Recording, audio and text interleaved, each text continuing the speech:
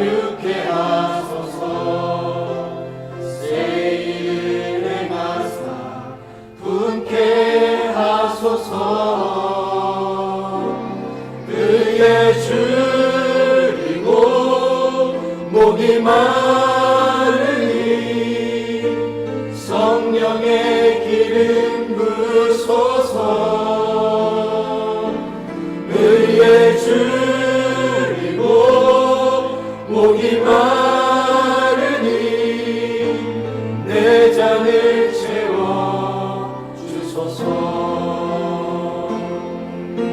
성령으로 채우사 주 보게 하소서. 주의 임재 속에 은혜 알게 하소서. 주 뜻대로 살아가리 세상 끝날까지. 나를 잊으시고 새날 열어주소서.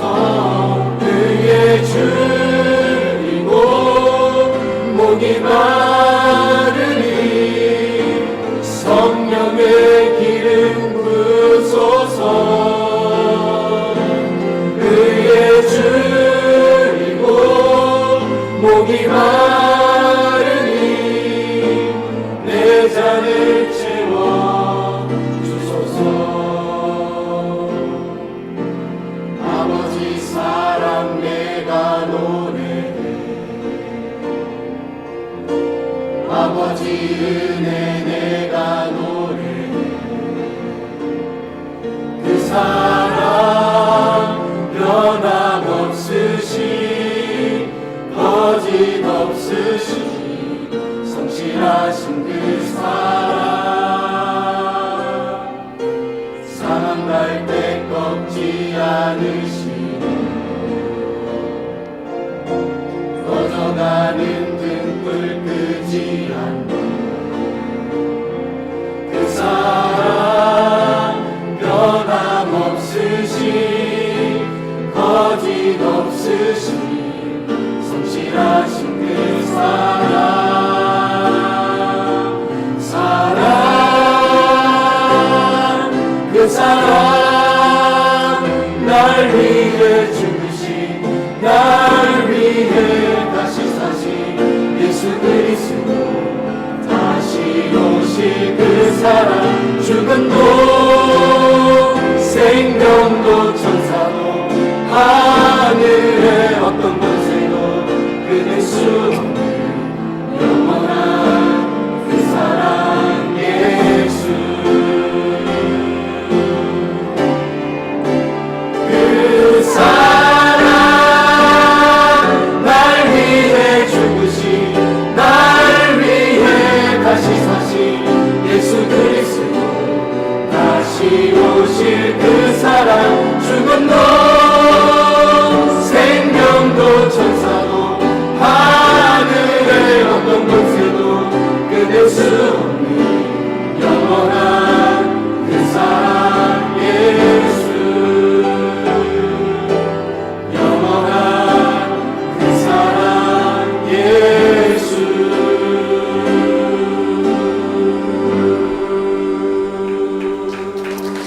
아멘. 귀한 찬양 감사드립니다. 오늘 주의 교회 전에 예배하러 오신 여러분들을 주의 이름으로 축복하고 환영합니다. 옆에 있는 분들에게 인사하겠습니다. 하나님은 지금도 살아 역사하십니다. 한 번 더 인사하겠습니다. 오늘이 그날일지도 모릅니다. 아멘. 여러분 기적을 믿으세요? 아마 세상 사람들은 기적 믿는 우리 보고 약하다고 얘기할 겁니다. 그런데요, 하나님은 살아계시기에 오늘도 역사하십니다. 우리 현수막을 보시면 우리 오늘 은평 렘넌트 데이로 진행되었습니다. 한 달에 한 번 하는 모임이지만 여러분 보이지 않게 하나님이 조용히 지금 이런저런 일들을 벌이고 계십니다. 여러분 오늘 아침에 우리 렘넌트 살리겠다고 젊은 중직자들이 6시 반에 교회에 모였어요. 그래서 기도하고 회의하고 그러면서 어쨌든 지금 렘넌트 살려보겠다고 몸부림치고 있습니다. 아침에 왔는데 눈 이렇게 부어서 막 이렇게 이러 왔더라고요. 제가 보면서 마음이 어떤 마음이 드냐? 하나님이 일하고 계시는구나. 여러분 우리가 더딘 것처럼 보이지만 하나님 역사하실 겁니다. 또 여러분 지난주에는 우리 렘넌트 출신의 우리 한 성도가 감사헌금을 많이 하셨어요. 많이 했다고 얘기가 아니라 눈치를 보아하니까 아마 첫 월급을 하나님께 다 드린 것 같아요. 제가 보면서요, 야, 누가 시키지도 않았는데 제가 주중에 전화도 안 했어요. 근데 여러분 뭔 말이냐? 하나님이 주신 은혜가 있으니까 누가 시켜서가 아니라 하나님 앞에 그럴 수 있는 인생을 사는 겁니다. 여러분 오늘 저와 여러분들이 하나님 은혜를 받으면 모든 것을 넘어섭니다. 저는 이번에 렘넌트 우리 사역자 세미나를 갔는데요. 그때 목사님이 하셨던 말 가운데 제 마음에 남는 말이 하나 있습니다. 우리 렘넌트들의 반응을 보고 속지 마라. 그들이 안 된 것처럼 보이고 안 되는 것처럼 보이고 어떤 면에서는 어려운 것처럼 보이는데 그들에게 각인만 바뀌면 역사는 일어난다. 여러분 오늘도 하나님 말씀이 들어와서요. 우리의 각인이 바뀌면 안 될 것처럼 보이는데 오늘 하나님이 역사하시면 뒤집어지는 것입니다. 그래서 여러분 우리는 오늘도 하나님 말씀을 붙잡고 가는 겁니다. 오늘 여러분과 함께 말씀을 나누는데요. 그동안 이삭에 대한 내용들을 계속 봤습니다. 여러분 그런데 한 번 받고 지나가는 응답이 아니라 우리는 평생을 두고 하나님의 응답을 받아야 되겠습니다. 저는 그래서 감각이란 단어를 썼는데요. 성령 인도받아야 되는 우리가 매일의 순간마다 하나님의 역사를 누려야 되는 겁니다. 우리 오늘 렘넌트 예배 때 잠깐 봤던 영상인데요. 93세 된 할머니하고 손녀딸이 나와가지고 아이 컨택 이렇게 눈을 맞추고 서로 대화하는 프로그램을 잠깐 이렇게 시청을 했습니다. 얘기를 들어보니 사연이 너무 딱해요. 아마 보신 분들도 계실 텐데 7살 때 엄마가 가출했대요. 그래서 할머니 손에 자란 손녀가 이제 어엿하게 그 얼굴만 봐도 참 다행인 건 구김살이 없어요.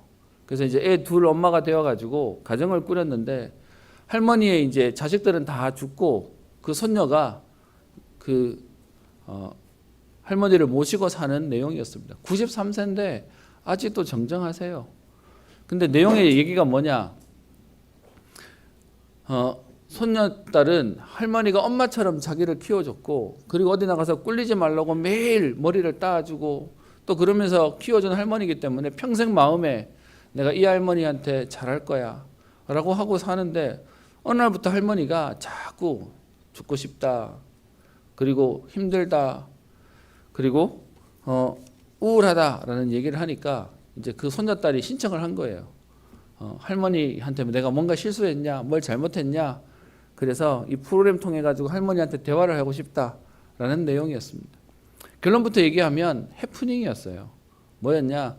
2년 전에 마지막 아들, 할머니의 마지막 아들이 죽고 난 이후에 여러분 부모가 왜 자녀가 먼저 다 죽고 나면 거기서 오는 박탈감이 있지 않습니까? 본인은 93세 아직도 정정하신데 그 손녀딸도 너무 잘해주는데 그런데 자식들 다 죽고 나니까 혼자 이렇게 오래 살아서 뭐하냐 그러면서 우울증이 왔대요. 그래서 계속 하는 말이 뭐냐? 그냥 자식들 이름 부르면서 나도 데려가라. 너네들이 없는 이 땅에 의미 없다. 나도 데려가라. 뭐 이러면서 사실은 손녀딸에 대한 불평이 아닌데 혼자 그냥 이렇게 힘들어하는 내용이었습니다. 근데 그걸 본 손녀딸은 혹시나 자기가 뭔가를 불편하게 해서 그러냐라고 생각해서 이렇게 나와서 이렇게 하는 사연들이었습니다. 제가 두 사연을 보면서 뭔 마음이 드냐? 어떤 면에서는 두 사람이 서로 너무 아끼고 너무 사랑하는데 그런데요, 우리 인간이 얼마나 어리석냐? 그 사랑을 몰라서 서로 상처줘요. 나 때문에 힘들어하나? 그래서 그 사연 내는데 손녀딸이 계속 우니까 그 손녀딸 울지 말라고 계속 얘기하면서 마음 아파하는 할머니 또 그런 할머니를 쳐다보고 계속 마음에 짐을 지고 있는 손녀딸을 보면서요. 사실은 사랑하는데 상처가 되고 있는 현실들을 보면서 이것이 인간의 한계구나라는 것도 보입니다. 여러분 그래서요 오늘 우리는 감각이란 단어를 제가 좀 쓸 건데요. 여러분 우리의 생각이 틀려버리고 우리가 기준이 틀려버리면 사실은 응답으로 주시는 건데 우리는 그걸 자꾸 아프게 느끼는 거예요. 사실은 하나님 우리에게요 사건을 주시는 걸 통해서 우리에게 깨우치게 만드는 사건인데 우리는 그거 쳐다보고 어떻게 해요? 그게 우리에게 아프다고 생각하니까 자꾸 그것 때문에 힘들어하는 겁니다. 여러분, 하나님이 오늘도 우리에게, 하나님 자녀에게는 분명히 좋은 것으로 역사하십니다. 그리고 하나님은 좋은 것을 통해서도 나쁜 것을 통해서도 하나님 우리에게요 더 큰 응답을 주시기를 원하실 겁니다. 반대로 사단은요 좋은 것 주는 것처럼 우리에게 중요한 것을 빼앗아 갈 거기 때문에 우리는요 문제 보는 눈 죄송합니다. 사건 보는 눈이 우리는 오늘 있어야 되겠습니다. 여러분, 우리가 지금 계속 기도하고 있는 것 중에 하나가 우리 차별법 그리고 동성애법 통과되는 부분들 때문에 시끄럽죠. 그래서 아마 여러분들이 기도하고 계시고 이거 저지해야 된다고 하고 여러분 많이들 기도하고 계실 겁니다. 근데 여러분, 우리의 목표는 차별법 통과되면 안 된다라고 결사항전하는 게 아니에요. 여러분, 이 얘기는 해도 된다는 얘기를 하자는 말이 아니라 사실은 시대 흐름을 보면 아마 우리나라도 언젠가는 이게 통과가 될 겁니다. 우리가 아무리 몸부림치고 아무리 막아도 이 부분이 시간의 문제지 결국은 사단이 장악해서 법으로는 통과되게 만들 겁니다. 근데 여러분, 우리의 기준이 이거 통과되면 안 돼요 라고 했다면 통과되고 난 뒤에는 우리는 소망 없는 겁니까? 아니요. 우리의 기준은 그거 통과되고 난 이후에도 우리가 하나님 앞에서 살아갈 방향과 힘을 얻어야 되는 겁니다. 그럼 우리가 싸워야 될 건 통과되지 말아야 됩니다 라고 투표할 일이 아니라 그것과 상관없이 오늘도 하나님 주시는 은혜 속에 우리와 우리 후대들을 키워내야 되는 것이죠. 여러분, 오해하지 마십시오. 저는 지금 이 법을 찬성한다는 말을 얘기하는 게 아닙니다. 분명히 그 시대는 오게 될 겁니다. 그럼에도 불구하고 우리는 그것이 문제 안 되는 하나님 주시는 힘을 얻으면 되는 겁니다. 여러분, 그렇게 말하면 지금 코로나 시대가 왔습니다. 그것 때문에 모이는 것들이 문제가 되고 지금 계속 수도권에서는 교회 안에 문제 생기고 사건 생기고 난리가 났습니다. 여러분, 그런데 우리의 문제는 코로나 아니에요. 그것 때문에 우리의 영적인 것을 놓친다면 사단은 지금 뒤에서 웃고 있을 겁니다. 여러분, 이건 예배로 오시라 마시라 얘기하는 게 아니라 우리가 오늘도 영적인 은혜를 놓치면 다른 것 자꾸 우선순위에서 뒤져버리면 어느 날 망가져 있는 우리를 발견하게 될 겁니다. 그래서 여러분, 우리는 현실 감각 필요해요. 역사 감각도 필요해요. 지금 시대가 뭔지 지금 어떻게 흘러가는지도 봐야 될 겁니다. 근데 여러분, 그 어떤 감각보다 제일 중요한 건 뭐냐? 영적인 감각입니다. 여러분, 우리가 얼만큼 지금 어려움 속에 왔냐? 기도가 안 되는데 우리는 못 깨달아요. 어떤 면에서는 여러분, 말씀 듣는데 힘이 안 생기는데 못 깨달아요. 너무 오래 반복되다 보니까 여러분, 언제 그랬는지도 모를 만큼의 무뎌져 가는 게 지금 현장의 모습입니다. 예전에 기억납니다. 우리 교회에서 자라던 우리 렘넌트 자매가 있었는데요. 그 부모님은 저 시골에서 이렇게 가축 키우고 막 이렇게 하시는 분인데 애들만 여기 와가지고 이렇게 공부하던 친구들이었어요. 걔네들만 공부하다 보니까 밥은 잘 챙겨 먹겠습니까? 한다고 하는데 잘 안 되는 거죠. 그러니까 옆에서 만나면 항상 묻는 게 밥은 먹었니? 라고 묻는데 이 친구도 그렇게 묻는 제 의도를 아는지 맨날 거짓말해요. 먹었다고. 근데 이제 사실은 내 굶고 다니고 뭐 어떻게 뭐 떼고 사는 거죠. 그러다가 어느 날 같이 뭐 이렇게 행사를 하다가 저는 죄송합니다. 밥 한 끼 안 먹으면 힘이 안 나거든요. 보기보다 이렇게 제가 견적이 좀 나가서 이렇게 유지비가 좀 듭니다. 그래서 그날 뭘 못 먹어서 제가 배고파서 너무 힘들다라고 얘기했더니 그때 그 친구가 저한테 맨날 거짓말하는 친구가 이렇게 얘기하더라고요. 한두 번 굶으면 배고픈데요. 계속 굶으면 아무 느낌 없어요. 제가 그때 그 아이의 얘기를 제가 듣고는 참 마음이 아팠습니다. 여러분, 우리 영적인 것도요, 감각 똑같아요. 안 되는 것들의 반복이 되다 보면 우리도 모르게 굳어지는 겁니다. 제가 오늘 여러분에게 왜 얘기하냐? 여러분, 그래서요, 하나님 주시는 은혜를 지금 회복하지 않으면 내일 되겠지, 모레 되겠지라고 또 미루면 어느 날 시간 다 가버리는 겁니다. 우리 그동안 이삭에 대한 내용을 보았습니다. 여러분, 사실은 이삭의 내용이 굉장히 짧아요. 26장 한 장 이상 얘기 전부고 오늘은 27장에 이삭의 내용이 잠깐 언급되다가 역사 뒤로 퇴장당합니다. 그런데 오늘 말씀에 여러분 27장 1절에 이렇게 나와 있죠. 이삭이 나이가 많아 눈이 어두워 잘 보지 못하더니. 여러분, 갑자기 시간이 붕 떠버렸어요. 지난주까지만 해도 100년의 응답받고 그리고 샘의 근원의 은혜를 누리고 그리고 제단을 쌓고 여호와 이름을 불렀더니 떠나보냈던 아비멜렉이 찾아와서 조약을 맺자고 얘기하던 그 이삭이었는데요. 오늘 시간이 지나서 나이가 많아라고 시간이 갑자기 훅 지난 겁니다. 근데요, 26장의 분위기와 27장의 분위기가 싹 바뀌어버렸어요. 그래서 오늘 저와 여러분들이 우리에게 있는 중요한 하나님의 응답을 봐야 되겠습니다. 여러분, 일단 우리가 그동안 봤던 이삭은 어떤 사람이었습니까? 창세기 22장 13절에 100년 만에 받은 응답으로 태어난 그 이삭이 죽어야 되는 그 기억 가운데 이삭 대신 수양이 번제물로 드려지면서 희생제사, 그리스도가 뭔지, 피제사가 뭔지를 알던 몸으로 체험했던 인물입니다. 그래서요, 이삭은 문제만 생기면 기도하던 사람이었습니다. 창세기 25장에 보면 여러분, 그 이삭이 어릴 때 하나님 특별한, 본인이 죽어야 되는데 수양이 대신 죽음으로 인한 기억뿐만 아니라 그 이후에 사건들이 생길 때마다 기도하는 이삭의 모습이 나옵니다. 창세기 25장 여러분 20절에 보면 이삭이 리브가랑 결혼한 내용이 나오죠. 여러분, 어떤 면에서 40년 만에 결혼했는데 결혼하고 난 뒤에 20년 동안 아이가 없어요. 근데 여러분, 그 문제 가운데 이삭은 어떻게 대처하냐? 21절에 보면 그 일을 놓고 이삭이 여호와께 간구하되. 여러분, 문제를 만난 이삭은 기도하던 사람이었습니다. 그랬더니 하나님이요, 그 이삭의 기도를 들으시고 리브가에게 임신하는 축복을 주시죠. 근데 여러분, 문제를 넘어서니까 응답이라고 생각하는데 문제는 임신했는데 보니까 뱃속에서 쌍둥이가 한 번에 쌍태를 주셨어요. 뭐 좋은 거잖아요. 근데 문제는 계속 뱃속에서 다투는 겁니다. 그것 때문에 이삭이 또 기도합니다. 22절에 여호와께 묻자온대. 여러분, 이삭의 옛날 모습은요, 문제와 사건이 생기면 갈등하지 않고 하나님 앞에 기도했어요. 하나님 앞에 물었어요.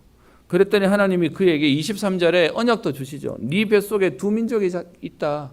그래서 둘 다 큰 민족을 이룰 건데, 그런데 큰 자가 작은 자를 섬기게 될 거다라는 하나님의 언약도 받습니다. 여러분, 이 언약 속에 있던 이삭은 문제가 생겨도, 우리 지난주에 봤던 다툼이 생기고 쫓겨나는 일이 생겨도요, 거기서 제단을 쌓고 여호와의 이름을 부르던 이삭의 모습입니다. 여러분, 우리는 이 모습을 기억하는데, 그런데 오늘 27장 1절에 오니까 이삭의 모습이 바뀌어져 있습니다. 한번 보시겠습니다. 여러분, 27장 1절인데요. 그 앞에 있는 내용부터 잠깐 보겠습니다. 26장 34절에 에서가 40세에 헷족 속 부에리의 딸 유딧과 헷족 속 엘론의 딸 바스맛을 아내로 맞이합니다. 여러분, 이삭의 자녀들이 100년의 응답을 받고 셈의 근원의 응답을 받았던, 그래서 여러분, 100년의 응보다 더 중요한 건 하나님이 우리에게 은혜를 주시는 게 더 중요해요. 근데 그 응답을 받았는데도 불구하고, 은혜를 받았는데도 불구하고 시간이 지금 40년이 지났다는 얘기는 그 이후로 40년이 지났다는 얘기겠죠. 근데 그러고 난 뒤에 에서가 이 언약이 전달이 안 돼요. 그래서 결혼하는데 누구랑 결혼합니까? 언약 밖에 있는 이방인이랑 결혼하게 됩니다.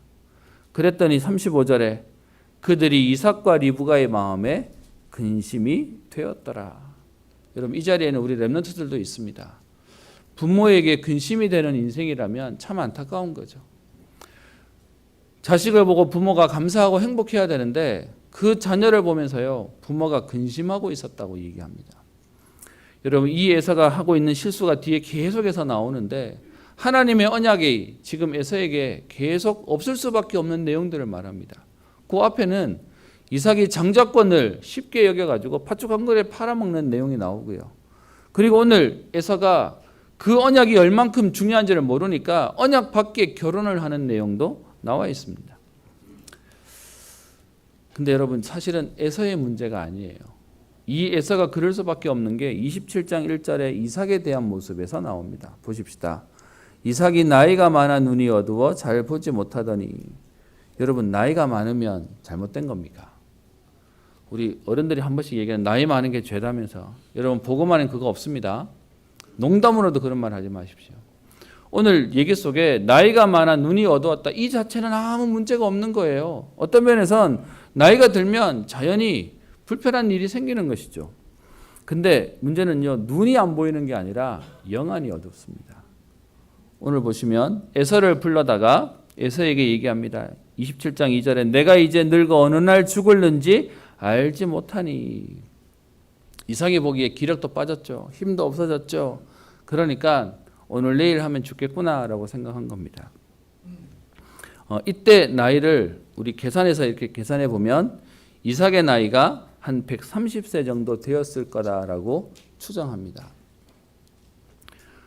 이삭과 에서와 야곱의 나이 차이가 60세니까요. 그러니까 지금 에서가 40세에 결혼했다고 하고 그리고도 한 20, 30년 지나고 난 뒤에 사건입니다. 왜 야곱은 아직 결혼 안 했는지는 성경은 말하지 않는데 어쨌든 지금 이삭이 한 130세 정도 되었던 상황이에요. 그러니까 이삭이 생각하기에 내가 눈도 안 보이지, 내가 나이도 제법 됐지, 이제 죽게 됐구나라고 생각해서 에서를 불러다가 얘기합니다. 3절에 사냥하러 나가가지고 4절 내가 좋아하는 별미를 만들어서 내게 가져와서 먹게 해라. 그러면 내가 그것을 마음껏 내가 먹고 마음껏 네게 축복하겠다라고 얘기해요. 여러분 분명히 이삭이 기도하고 하나님의 언약이 야곱에게 있다는 걸 알았는데 이삭이요 계속 뭐만 보이냐? 맏아들, 육신의 맏아들이라고 얘기하면서 계속 그 아이를 챙기는 모습이 나옵니다. 그리고요 축복하는 기준이 뭐냐? 육신적인 거예요. 내게 맛있는 거 가져와서 내가 배부르게 먹고 축복해 줄게. 여러분 별마디 안 했지만 노골적으로 성경은 표현하지 않지만 이 성경 속에 이삭이 희미해져 있는 모습들이 나와져 있습니다. 제가 예전에 이 성경을 묵상하면서요 본 게 있습니다. 그게 뭐냐? 여러분 이삭이 지금 나이 들어서 이제 죽을 날이 얼마인지 모르겠다라고 말하던 이삭이 130세였는데요. 여러분 실제로 이삭은 몇 세까지 사신지 아십니까? 성경에 보면 이삭이 죽은 나이를 창세기 35장 28절에 얘기하고 있습니다. 이삭이 180세에 죽었다고 되어 있거든요. 여러분 그러면 지금 130세 정도에서 180세까지 50년을 더 살았습니다. 나 죽을 것 같아 하고 50년 더 살았다니까요. 여러분 이 얘기는 뭐냐? 현장 감각이 없었어요. 그냥 눈이 어두웠다 정도가 아니라 사실은 하나님이 지금 이끌어 가시는 역사에 대한 부분들을 완전히 놓쳐버렸어요. 창세기 35장이라 그러면 여러분 우리 알죠? 야곱이 우리 이 내용 아시는 분들 많으시잖아요. 몰래 축복 뺏어가지고 그것 때문에 형이 죽이려고 그러니까 도망가가지고 라반 삼촌의 집에 가서 몇 년 있었죠? 20년 있었습니다. 20년 있다가 돌아와가지고 그 내용이 창세기 32장에 돌아와서 형 만난다고 막 기도하고 그 야복강강에서 씨름하는 내용이 창세기 32장에 나오잖아요. 20년 갔다가 돌아와가지고 형 만나가지고 화해하고 그리고 34장에 야곱의 딸 디나가 놀러 갔다가 그 강간당해가지고 막 어려움 당해서 35장에 베델로 올라가는 내용 이것까지 다 지날 때까지 이삭이 살아있었다니까요.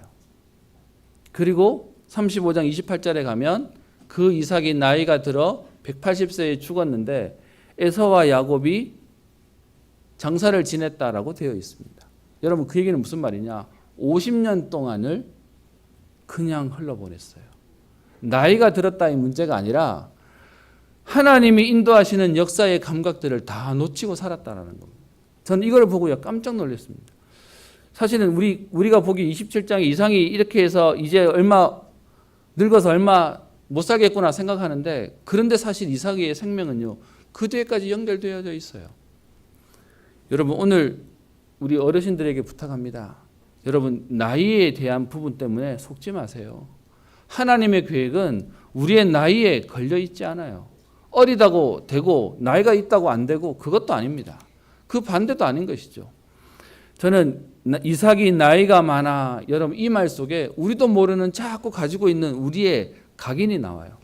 나이 들면 아까 얘기했던 빨리 죽어야지 여러분 아닙니다. 성경에 제일 오래 살았던 사람이 누구라고요? 무드셀라요. 왜 오래 살았다고요? 노아 방주, 노아 홍수 나는 한 해 전까지 무드셀라를 하나님 살게 하셨어요. 이유가 왜요? 무드셀라의 아버지 에녹이 죽음을 보지 않고 천국 간 것을 봤거든요. 그 자녀에게 그 언약을 설명하기 위해서 하나님은요 노아가 중요한 방주를 지어야 되니까 방주 지을 수 있는 힘이 있도록 그래서 방주가 완성되는 그 한 해 전에 무드셀라가 천국 가요. 그리고 그 다음 해에 홍수가 나서 노아 가족들이 방주에 들어가는 내용으로 성경은 기록되어 있습니다. 무슨 말입니까? 언약의 사람을 통해 하나님 계속 언약이 전달되도록 만드시는 거예요. 오늘 27장에 보면 안타까운 게요. 가족들이 전부 다 헤매요. 이삭이 100년의 응답을 받았는데 근데 문제는요. 시간이 지나고 난 뒤에 희미해져 버렸습니다. 그래서 이삭이 또 오늘 헤매는 내용이 나오고요. 그 다음에 보면 여러분 가족 중에 한 사람이라도 좀 기도하면 됐을 텐데 이 상황을 본 리브가는 또 반대예요. 리브가는요 또 야곱을 편애합니다. 여러분 아빠는 맏아들이라고 첫째 좋아하고 엄마는 둘째 좋아하고 여러분 이걸 가지고 배지밀 가족이라고 얘기하죠. 콩가루라고요. 여러분 어떤 면에서는 지금 집이 될 리가 없는 상황인 겁니다. 여러분 이 상황 가운데 그 형 에사에게 억지로 축복하려고 하는 이삭을 보고 리브가는 답답했는지 오늘 어떻게 하죠? 야곱을 불러드립니다. 6절에 보면 리브가가 그의 아들 야곱에게 말하여 내 아버지가 내 형 에사에게 말하는 것을 내가 들었는데 8절에 그런즉 내 아들아 내 말을 따라 내가 네게 명하는 대로 지금 염소떼에 가서 좋은 염소 가지고 오면 내가 별미를 만들어서 아버지에게 가져가서 네가 복을 받아라 라고 얘기합니다. 여러분 하나님 계획이 야곱에게 있었지만 방법은 틀렸어요. 하나님의 언약이 맞다면 하나님의 방법으로 인도받으면 되는데요. 인간적인 방법을 동원하죠. 그래서 우리가 보기에 야곱이 못됐다라고 얘기하는데 사실은요. 이 일의 주도는 엄마가 만들어요. 오늘 보십시다.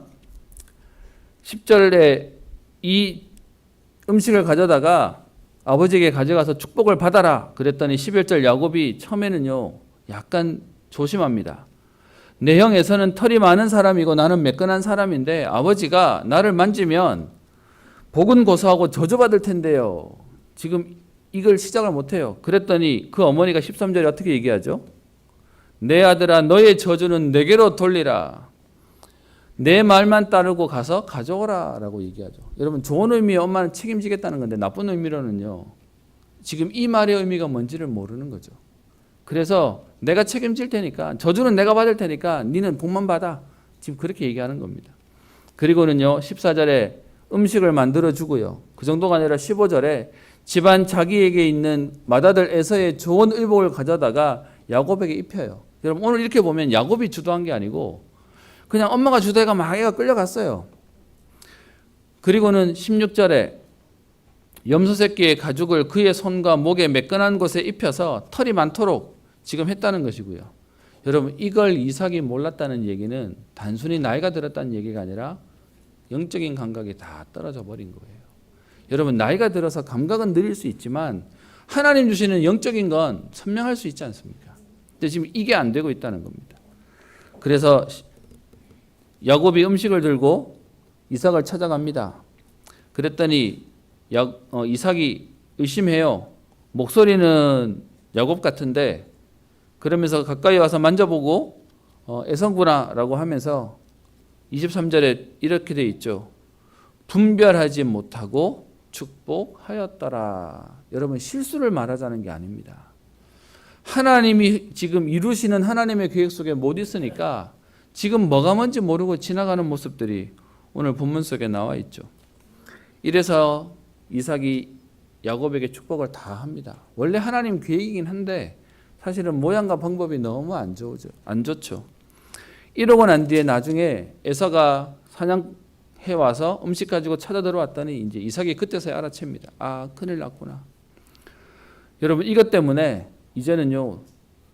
영적으로 무딘 몇 사람들 때문에 온 가족 문제가 생깁니다. 여러분 뒤에 41절에 오겠습니다. 41절에 오면 그의 아버지가 야곱에게 축복한 그 축복으로 말미암아 에서가 야곱을 미워하여 여러분 당연히 믿겠죠. 근데 그 정도가 아니라 심중에 이르기를 아버지를 곡할 때가 가까웠은즉 내가 내 아우 야곱을 죽이리라. 여러분 영적으로 깨이지 못하니까 문제를 만들어 그것 때문에요. 지금 살인나게 생겼어요. 여러분 현장의 문제가 이런 거죠. 하나님의 계획이라면 문제도 살릴 텐데 어떻게 해요? 멀쩡한데 지금 온 문제가 다 터져버렸습니다. 여러분 이 말이 얼마나 안타깝습니까? 아버지 죽을 때가 다 됐는데 아버지 초상 치르고 난 뒤에 지금 동생 초상 치르게 생겼어요. 근데 이 말을 42절에 리브가가 듣고는요. 야곱에게 한 말이 오늘 43절 내 오라버니 라반에게로 피신해서 44절 내 형의 노가 풀리기까지 몇 날 동안 그와 함께 거주하라. 지금 엄마 생각에는요, 몇 날만 지나면 풀리겠지라고 생각해서 몇 날 피하자고 보내요. 근데 여러분 그렇게 보내는데 얼마 걸려요? 20년 걸려요. 여러분 우리 생각에 요거 잠깐 요렇게 해가지고 잠깐 피하면 되지라고 했던 일이 끊임없이 우리에게 문제를 만들어내는 겁니다.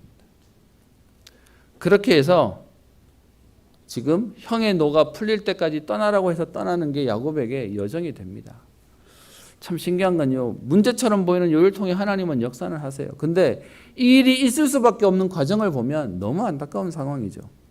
그러면서요, 이렇게 떠나가는 야곱에게 리브가와 이삭이 당부하는 내용이 46절 그리고 28장 1절부터 나옵니다. 뭘 당부하죠? 이방 사람하고 언약 없는 사람과 결혼하지 말고 꼭 언약에 있는 사람하고 만나라 라는 것을 당부합니다. 그러면서 축복하면서 보내죠. 그런데 이 상황을 보고 난 에서가 6절에 보세요.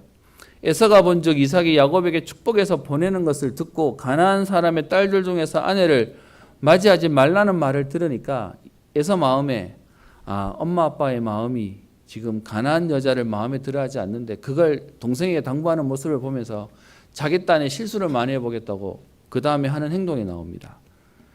8절 에서가 또 본즉 가나안 사람의 딸들이 그의 아버지 이삭을 기쁘게 하지 못하는지라.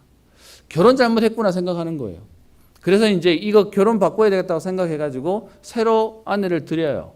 근데 죄송합니다. 또 삐딱하게 약간 삐딱하게 가요. 9절 보시면 나오는데요.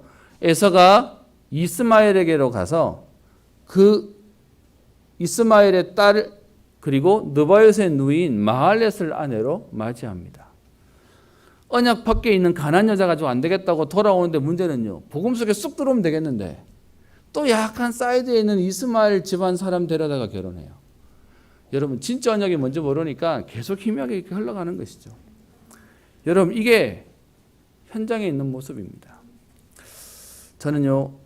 많은 사람들이 이삭에 대해서 100년의 응답을 받고 셈의 근원의 응답을 받았던 이삭을 많이들 좋아하고 또 사모하기도 합니다. 실제로 이삭은 그 응답도 받았습니다. 근데 이삭의 그 인생의 전반부와 후반부의 그림은 완전히 달라집니다. 오늘 여러분들과 그래서요 함께 기도했으면 좋겠습니다. 오늘 하나님 말씀 붙잡았으면 좋겠는데요. 혹시 지금까지 하나님 내게 응답하셨다라고 간증하시는 증거들이 있습니까? 또 하나님 여기까지 내게 응답하셨다라고 하는 축복의 고백들이 있습니까? 여러분 그 고백에 멈추시면 우리의 뒤에 인생이 나이가 많아 또 달라집니다. 그러니까 우리는 뭐 해야 되냐? 오늘 하나님 앞에 은혜를 누려야 되겠습니다. 여러분 이삭의 인생과 야곱의 인생은 많이 달라요. 이삭은 싸우지 않고도 응답받는 인물이었습니다. 근데 그의 인생의 마지막에 눈이 어두웠다고 되어 있는데요. 여러분 야곱의 인생의 마지막 창세기 48장 8절부터 22절에 보면 야곱의 인생의 마지막도 눈이 어두웠다고 되어 있어요. 48장 1절부터 보시면 야곱이 병이 들어서 누워있을 때 요셉이 자기의 아들 데리고 와서 병문안을 오는 내용이 나옵니다. 근데 그때 야곱이 벌써요 나이가 많아 병이 들어서 보지 못해가지고 실제로 요셉의 두 아들은 애굽에서 났기 때문에 야곱은 기억을 못하잖아요. 그런데 그 두 아들이 가까이 왔다는 얘기를 듣고는 데리고 와라 내가 축복해 주겠다. 그 힘이 빠져있는 야곱이 뭐라고 얘기하냐. 요셉의 두 아들을 보면서 본인의 시간이 얼마 남지 않은 줄 아니까 그 두 아들을 축복해 줄 테니 데리고 오라고 얘기합니다. 그래서 요셉 딴에는 여러분 이 당시에 장자 또 첫째 둘째 굉장히 중요했잖아요. 그래서 첫째를 오른손 밑에다가 데려다 놓고 둘째를 왼손 밑에다가 데려다 놨는데 야곱이 기도하는데요. 이렇게 기도하면 될 텐데 첫째 둘째니까. 근데 어떻게 기도하죠? 이러고 기도하는 거예요. 그러니까는 요셉이 보기에 아버지가 지금 나이가 드셨더니 잘 안 보이셔서 헷갈리셨나 보다. 그래서 얘기하죠. 아버지 틀렸습니다. 이렇게 하셔야 됩니다. 근데 여러분 그때 야곱의 고백이 뭔지 아십니까? 저는 이 야곱의 고백을 보면서 저는 오늘 이 본문에 있는 이삭과 너무 비교가 되는 겁니다. 잠깐 한번 볼까요? 창세기 48장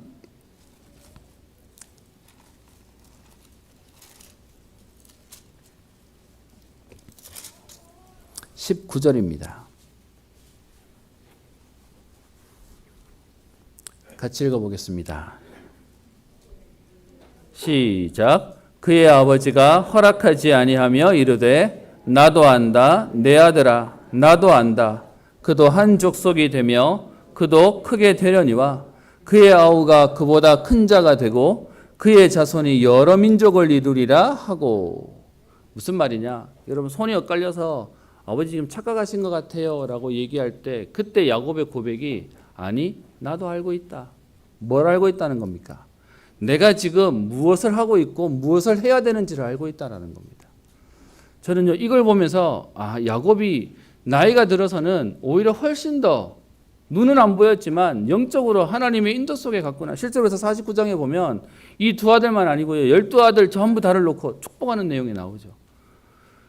여러분 우리의 인생에 진짜 중요한 게 있습니다. 지금까지 응답받았습니다가 아니라 앞으로 우리가 가야 될 방향을 보고 우리가 가야 될 길을 안다는 것은 너무 중요한 겁니다. 그래서 오늘 제가 여러분 지금 우리 설교안에 제가 썼던 것이 달려갈 방향을 안다는 게 최고 응답이에요. 많은 사람들은 지금 내가 어디에 있냐가 응답인 줄 아는데 아니요. 여러분 높은 자리에 있더라도 가야 될 방향 모른다면 그때부터는 꼬라박는 거예요. 반대로 내가 지금 별것 아닌 것처럼 보이지만 가는 방향을 정확히 알고 간다면 그게 축복의 길이 되는 것이죠. 여러분 우리 인생에 지금까지 있는 것 가지고 핑계대거나 후회하거나 원망하지 말고요. 지금 하나님이 우리에게 주실 일들을 놓고 인도받아 갔으면 좋겠습니다. 하나님 우리에게 달려갈 방향을 알게 하시고 달려갈 힘을 주옵소서. 여러분 현장에 있는 사람들이 왜 어려운지 아십니까? 힘들어서요? 아니요. 여러분 힘들어도 내가 지금 어디에 있고 어디로 가야 되는지 안다면 힘나요. 근데 진짜 힘든 건 뭐냐? 내가 힘들어 죽겠는데 문제는 어떻게 될지를 모르는 거예요. 뭐 해야 될지를 모르는 게 진짜로 힘든 거예요. 근데 여러분 우리는 지금 세계복음화라고 하는 생명 살리는 일 속에 하나님 우리를 부르셨습니다. 여러분 그렇다면 오늘에 있는 문제 안 돼요. 분명히 그 길 갈 건데요. 우리에게 사건이 있다. 그 문제 안 됩니다. 그래서 우리의 기도 제목은 뭐냐? 하나님 우리의 갈 길을 알게 하옵소서. 두 번째는요. 그 길을 안다면 그 길을 갈 수 있는 힘을 주옵소서. 여러분 모르기도 하고요. 몰라서 못 가고요. 알아도 갈 힘이 없으면 못 가는 겁니다. 여러분 우리의 걸음은 뭐냐? 우리의 남은 인생을 놓고 가는 겁니다. 여러분 이 이삭에 있는 내용이 죄송합니다. 뒤에 계속 안 나오다가 마지막에 저 35장에 가서 이제 나이가 돼서 죽었다 그러고 있어요. 여러분 어떤 면에서는 하나님이 그렇게 은혜를 주시는데 시간표가 지나고 나니까 딱 죄송합니다. 뒷방 사람이 돼버리는 겁니다. 여러분들에게 말씀드립니다. 아마 우리 후대를 놓고 또 우리 특별히 우리 장로님들 중에 우리 후대 때문에 이제 은퇴 또 일할 수 있는 기회를 주시려고 하시는 분도 계실 겁니다. 그런데요. 하나님이 우리에게 하시는 일은 평생을 두고 하시는 일입니다. 그렇다면 우리가 하나님 앞에 갈 때까지 우리의 가는 걸음을 알고 가는 건 너무 중요한 겁니다. 여러분 그래서 아예 우리 고백 속에는요. 그렇게 고백했으면 좋겠습니다. 제가 매번 우리 찬양대 계신 분에게 그런 얘기 하는데요. 나는 내 입에서 소리가 나올 때까지 찬양하다가 천국 가겠다. 저는요 그런 분들이 나오셨으면 좋겠습니다. 머리 백발이 되어가지고도 내가 서 있을 힘이 있으면 내가 찬양대 서겠다. 또 여러분들이 있는 현장에서 나는 내가 할 수 있는 힘이 있다면 나는 현장에서 찬양하고 예배드리고 그리고 사람 살리고 가겠다. 근데 여러분 우리의 문화가 자꾸 어떻게 되냐 하면 자꾸 우리 세상에서 이렇게 나이 드신 분들 밑에서 올라온다고 얘기하니까 자꾸 비켜주려고만 하세요. 여러분 비켜주는 거 말고요. 여러분 우리 후대들이 올라올 수 있도록 든든한 울타리가 되어주시기를 바랍니다. 진짜로 기도의 배경이 되어주시고요. 죄송합니다. 그렇다고 길막은 하지 마시고요. 하나님 앞에서 진짜로 주시는 응답 속에 우리가 가는 겁니다. 여러분 그래서 모세는요 신명기 34장 7절에 이렇게 되어 있습니다. 모세가 죽을 때 나이 120세였으나 그의 눈이 흐리지 아니하고 기력이 쇠하지 아니하였더라. 여러분 모세는요 힘 빠져서 죽은 게 아니에요. 하나님 맡기신 일을 감당할 때까지 하는 힘 주시고 그리고는 데려가셨습니다. 저는 어떤 면에서는 여러분들과 진짜 기도하면서요. 복음 안에서는 우리 세상에서는 은퇴 있지만 복음 안에서는 우리 은퇴 없다. 무슨 말이냐? 여러분 직을 내려놓을 수는 있지만 복음 안에서 우리가 달려가는 복음의 여정은 평생 가는 겁니다. 오늘 특별히 우리 유 목사님이 되고 오십니다. 우리 정인금 목사님께서 우리 정성현 목사님 아버님이시죠. 정인금 목사님이 오늘 원로 목사로 추대되시고 후임 목사가 오늘 담임 목사로 세워집니다.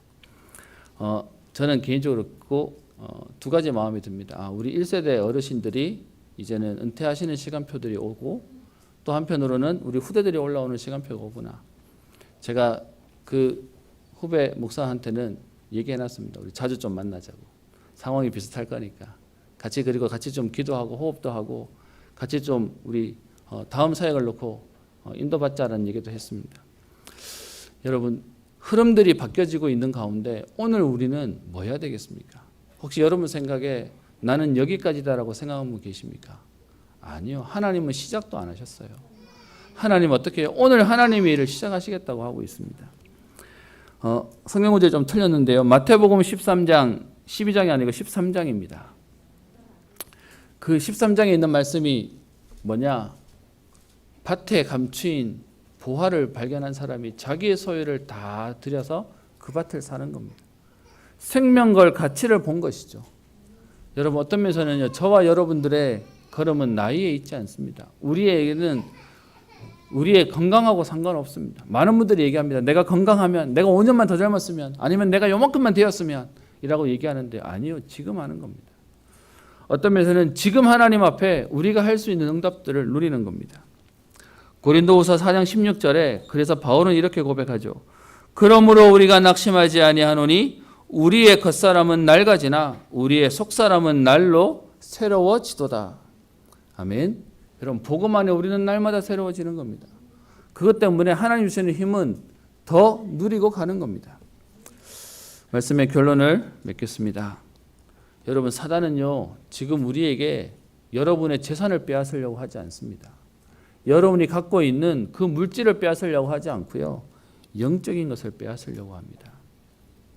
여러분, 사단은요, 다른 말로 여러분에게 다른 것 다 주는 척하면서 육신적인 거 채워주는 척하면서 사실 채워주는 것도 아닌데 신기루인데 지나가는 건데요. 그런데 영적인 것을 딱 놓치게 만드는 겁니다. 저는요, 그런 생각이 듭니다.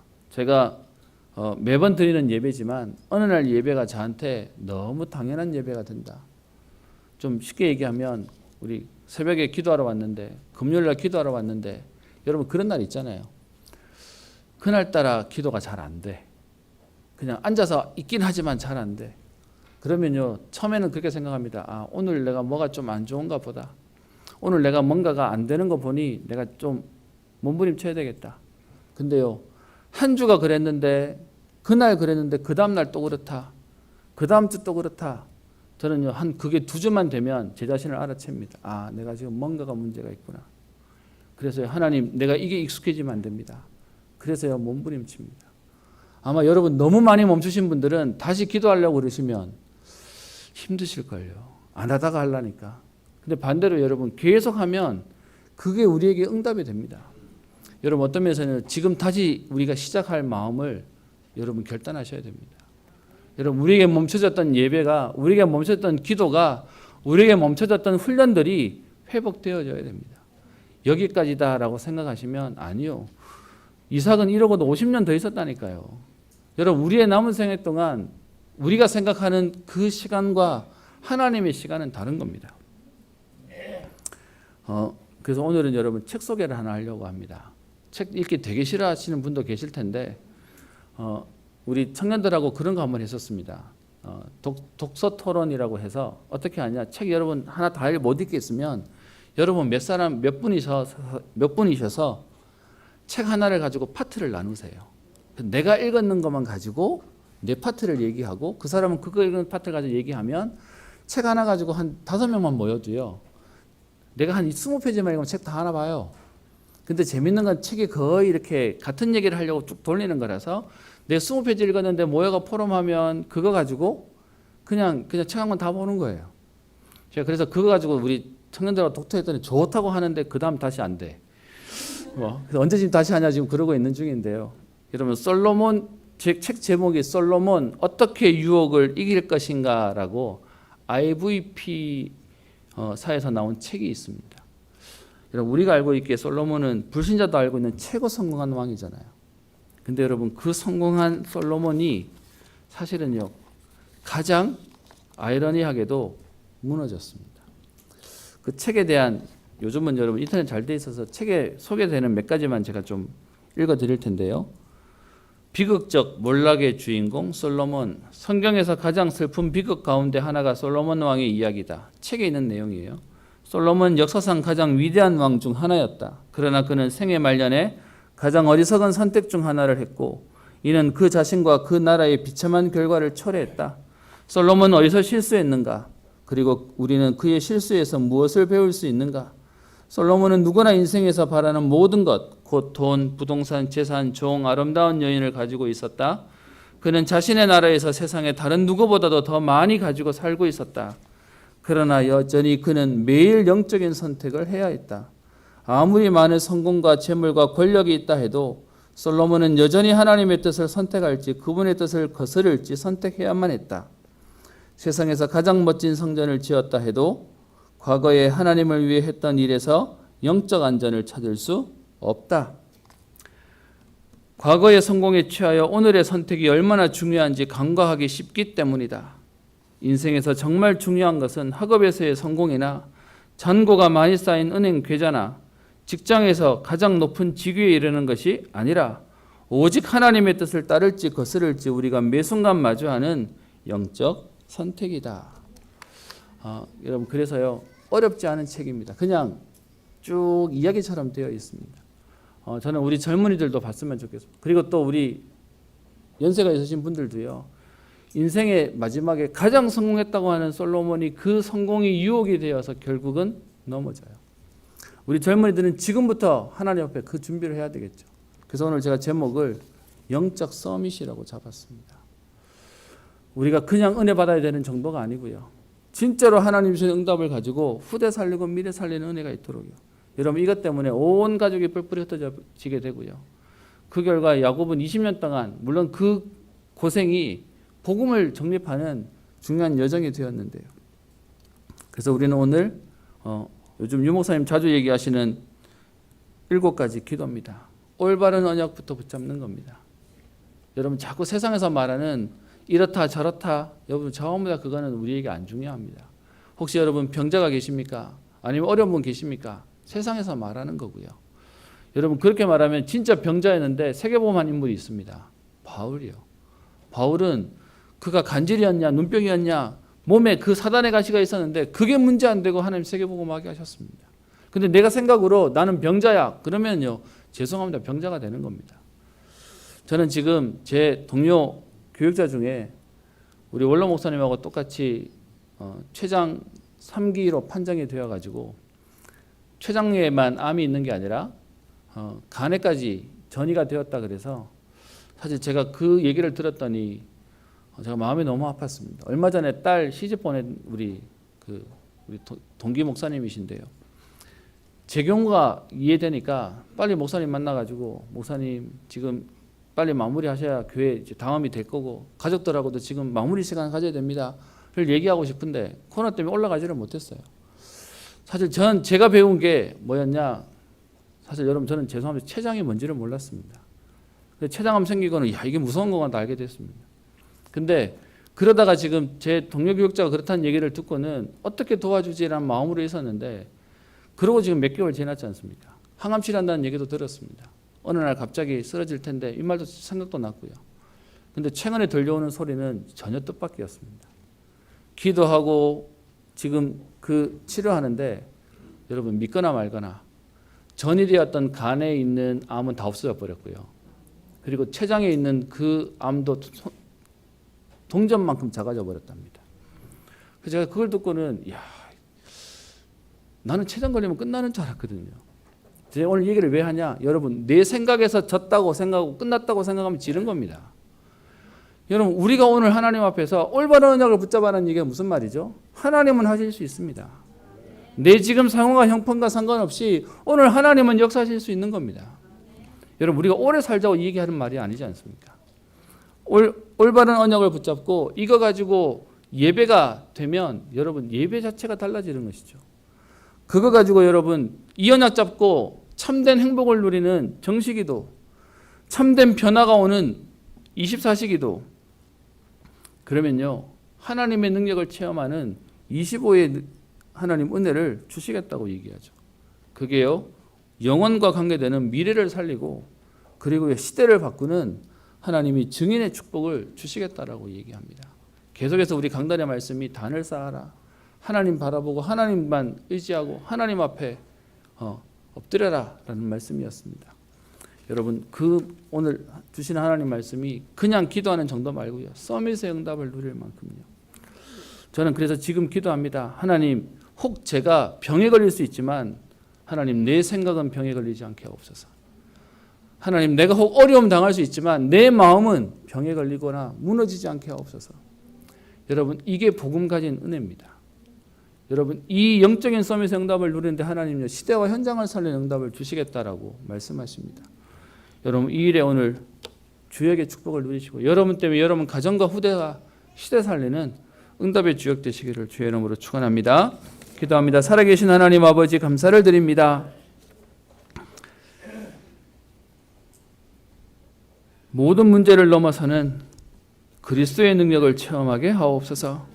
하나님 어떤 것도 문제되어지지 않는 아무도 도와주지 않아도 아무도 그 길을 가지 않아도 아무도 도와주지 않아도 하나님 복음 때문에 넘어서는 영적 서밋의 축복을 오늘 누리게 하옵소서.